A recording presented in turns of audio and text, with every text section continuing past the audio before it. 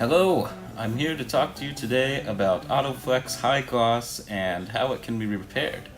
AutoFlex High Gloss is in the Plastidip family. It's intended to be used as a top coat or clear coat over Plastidip applications. AutoFlex is unique because it is resistant to chemicals like gasoline or lacquer thinner or other abrasives, unlike Plastidip. So using AutoFlex over your Plastidip can protect it from all of those different chemicals. AutoFlex is one of the more expensive top coats for Plastidip, so we wanted to help some people out and show you how it can be repaired. So first of all, let's show you some of the things we used in this video. Razor blades. Gonna need a lot of them. Here we don't really tell you that, but you're gonna need quite a few. Make sure you start with a whole box. The next thing you're gonna need is sandpaper. The only special sandpaper that we're using here is 3M Trizac sandpaper, and that is actually a blending type of sandpaper. You might need to go to an automotive paint supply store to find that. And if you can't tell, we use mostly 3M products. They make the very best products for sanding abrasives.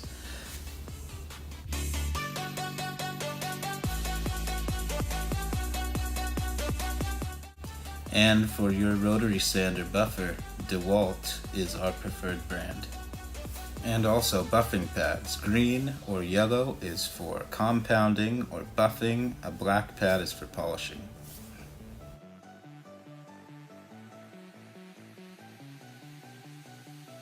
So let's recap the things you'll need here really quickly. First of all, sandpaper, 1500 and 2000 grit, microfiber towels, razor blades, they look like this when they're new. Water in a water bottle, microfiber towels, buffer sander, sanding interface pad, machine polish, buffing compound, buffing pad, blending pad, sandpaper, and razor blades. Alright, let's get started. What we're showing you here is cutting off the very peak of the high point of the drips or runs in the paint. That means cutting off the top of the drip.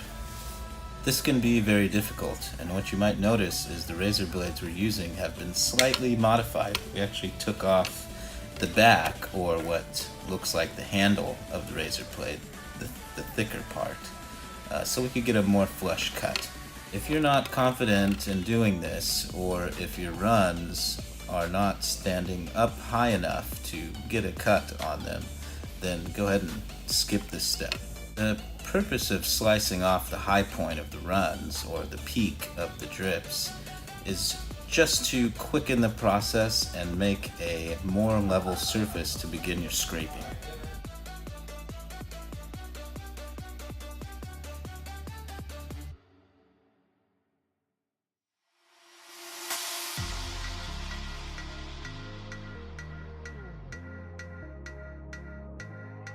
I say, oh, why does it feel so good to be back?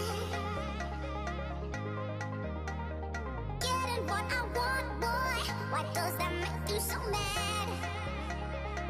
You see, oh, why does it feel so good to be back? Okay, so now I want to explain the scraping in a little bit more detail. I'm going to try and slow down the video here so you can see exactly how the razor blade is contacting the surface of the paint. Also, when you begin your scraping, sometimes it helps to put some tape to divide your work area into sections. It can make the task seem a little less daunting. And keep in mind that this is about 3 hours worth of scraping. We have sped up the process for your viewing pleasure. Alright, here we go.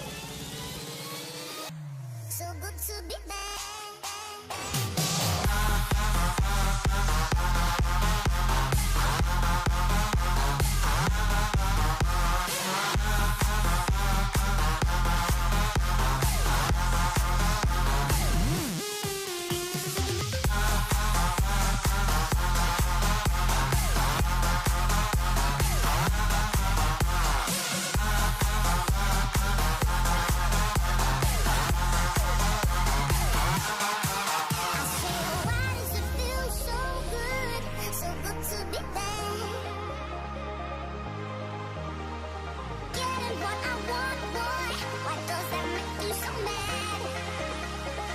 You see, why does it feel so good to be bad? 'Cause if the struggle that you're looking for, oh baby,